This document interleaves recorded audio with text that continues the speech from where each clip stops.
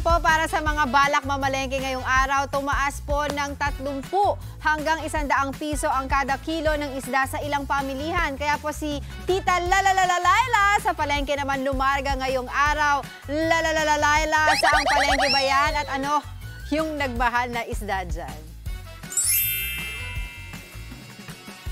Good morning, Angela! Naku, kasabay natin silang lahat gumising ngayong umaga dito sa Marketplace in Calentong, Mandaluyong City. 2 kembot away lang from our studio. Oh, hindi ba? Di na tayo lumayo kasi nga para maalam na natin o alamin na natin kung ano ba ang mga presyuhan ng isda. And yes, tama ka, Angela, aray! Ang mga mamimili kasi nga tumaas ng 30 hanggang 100 pesos ang presyuhan ng mga isda. Ang kwento ng ating i-interviewin mamaya na si Ma'am Lala ay nako, ito ay dahil nga 'di ba sa sama ng panahon ng nagdaan at kinukulang daw sa supply. Yun yung dalawa sa mga dahilan kung bakit nagtaas ang presyo ng isda na nagsimula daw last week. Okay? So mamaya makakausap natin si Ma'am Lala, pero bago yun, eto muna ang rundown ng ating mga presyo ng isda dito sa Marketplace sa Mandaluyong. Unahin na natin ang bangus, ang isda na pumuputok. Bangus! Charing, okay. Noon, 240 pesos siya. Ngayon, 300 pesos na. 60 pesos ang itinaas. Ang boneless bangus naman, 300 pesos noon. Tumaas ng ng 40 pesos. Ayan ha, 300 pesos noon, 340 pesos naman ngayon ang kada kilo.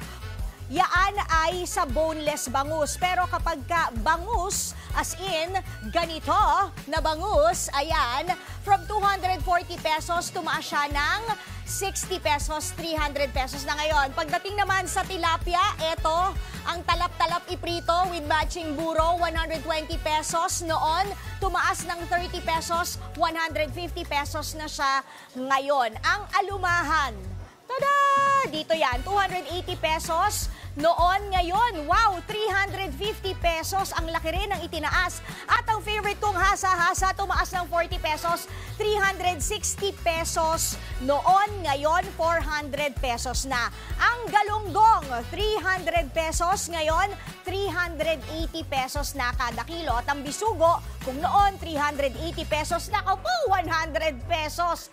Ang itinaas dahil 480 pesos na siya. Ang dalagang bukid, 400 pesos noon, tumaas siya ng 40 pesos kada kilo, 440 pesos na siya. Actually, dito sa stall ni Ma'am Lala or ni Madam Stella Crescencio, 3 ang bida. Yun nga ay ang tilapia, bangus at ang Gigi Delana. Chareng, ang Gigi o ang galunggong. Pero alam nyo ba, simula nga nung nagtaas sa mga presyo, ang galunggong ang big winner kasi kahit tumaas siya, tinatangkilik pa rin ng mga mamimili. Good morning, Ma'am Lala. Good morning. Ma'am Stella Crescencio. Yes po. Kamusta ka naman? Mabuti naman po. Nakatulog ka ba?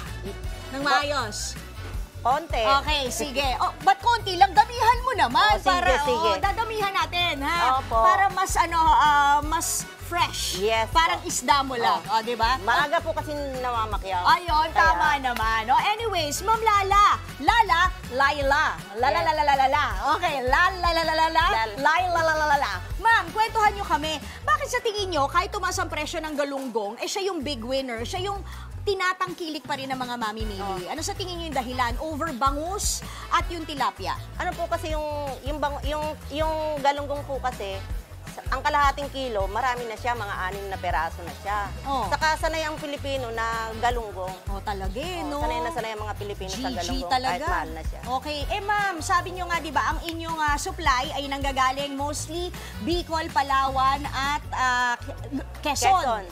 Sabi nyo, medyo nagkukulang sa supply. Opo. Kasi nga po dahil sa pagsama-sama ng panahon, di ba lately, laging may bagyo, kaya nagkaganon. Then po yung bangos, medyo mataas po talaga ngayon. Kasi kulang yata sa tanim. Ngayon pa lang sila nagtanim para maanin ng December. Kaya kulang kami ng supply. Kaya nagmahal po. Malaki po ang itinaas ng bangus. Nagtatanim na pala ng bangus ngayon. Yung seedlings. Ang tawag po kasi doon yung sa... mga fingerlings. Fingerlings, Charot lang yun, di ba? syempre. Joke lang, may pinapatawa lang kita. O, baka kasi Okay. nininervyos ka, di ba? Pero yun nga, ano naman ang effect nito? Syempre, pag nagtaas, di ba, yung presyo ng mga isda, anong epekto nito sa'yo? Bukod sa inaaray-aray ka ng mga customer mo, lalo na ng mga suki mo, natural, hihingi yun ng tawad na ibibigay mo pa ba sa dating presyo? Hindi na. So, hindi na po kasi wala naman na po kami kikita eh. Oo. Sayang din yung ano.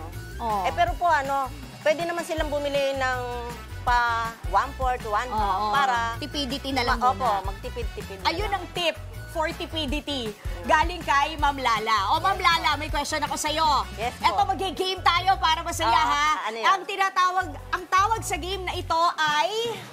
Anong isda ako? Oy, ako si ganon. Rena ako eh. Ganon. Parehas tayo. Char. Pero eto na nga. Bibigyan kita ng 3 tanong. Meron akong 3 clue. Kailangan mong hulaan kung ano yon. Sige, sige. Bibigyan kita 5 seconds lang para Sige, sumagot sige. ha. Okay. Number 1. Anong isda ako? Ako ay kulay silver. Madalas akong prito sa mga bahay-bahay.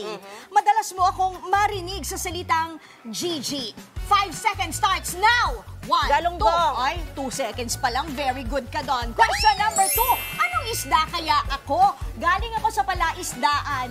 Medyo maitim ang aking kaliskis. Pwede ka na sumagot kung alam mo. At syempre, ang English sa akin ay St. Peter's fish or Hawaiian sunfish. Anong isda ako? 5, Tilapia. Grabe, 2 seconds lang lagi. O, eto, last na. Yes po, sige. Eto sigurado ako, alam mo rin Hirapan to. mo naman. Sige, hirapan ko ha. Sige, dito tayo. Anong isda ako? Ako ay kulay pulang-pula at may guhit na parang palda. Paborito akong iprito, lalo na sa mga probinsya. At magandang pangalan ko, parang Dalagang Pilipina. Anong isda ako? 5. Dalagang bukid!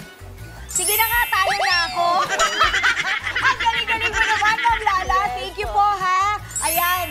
Ano ang cellphone number mo? O kung malapit lang sa studio, ayan, katulad ni Angela Lala, baka tinatamad mamili ng isda o di Eto sa'yo po, na eto lang. po. Ano pong number? 0977-268-9264. Ang kanilang store ay pangalan, Mulong and Lala. Lala. Ito si Ma'am Lala.